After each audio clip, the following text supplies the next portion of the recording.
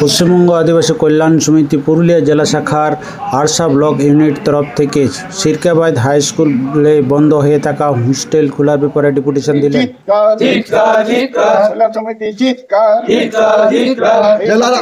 জেলার বন্ধ হয়ে থাকা আদিবাসী ছাত্রাবাসকে অবিলম্বে খুলতে হবে।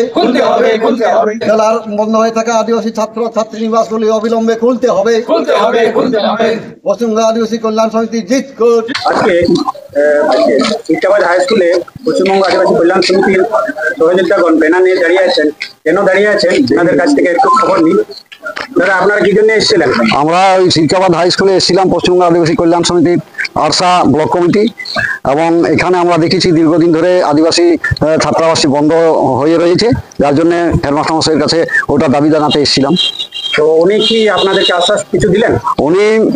উনি আশ্বাস দিয়েছেন যে আমার কিছু ওই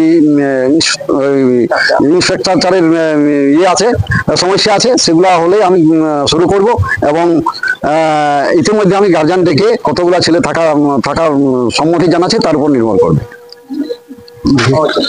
আর কিছু দিনের মধ্যে উনি বলছেন আমি চেষ্টা করব, কিন্তু আমরা দাবি করেছি ওনার কাছে ওই চেষ্টা নয়, আপনাকে 30 জুনের মধ্যে মিটিং ডাকতে হবে, এবং সেই মিটিংয়ে আমাদেরও সংগঠনের প্রতিনিধি থাকবে, যাতে আমরা গার্জেনদের সঙ্গে কথা বলতে পারি। আচ্ছা দাদা, আপনার পরিচয়টা? আমার পরিচয়, আমি পশ্চিমবঙ্গ আদিবাসী কল্যাণ সমিতি পুরুলিয়া জেলা কমিটির সভাপতি।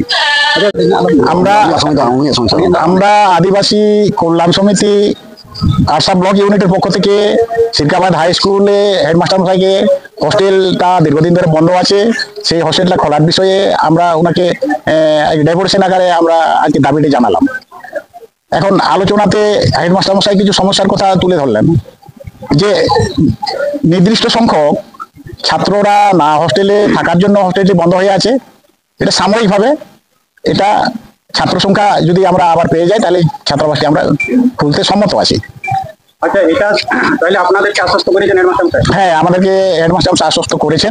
এই যে আপনারা এই প্রোগ্রামটা নিয়েছেন, এর আগে কি পুরুলিয়া জেলাতে আরো এরকম কোনো? হ্যাঁ, এইটা আমরা পুরুলিয়া জেলাতে যেখানে যেখানে যে স্কুলে আদিবাসী ছাত্রাবাসগুলি বন্ধ হয়ে আছে, সেই স্কুলগুলোতে আমরা ডেপুটেশন আমাদের কল্যাণ সমিতির তরফ থেকে দিচ্ছি।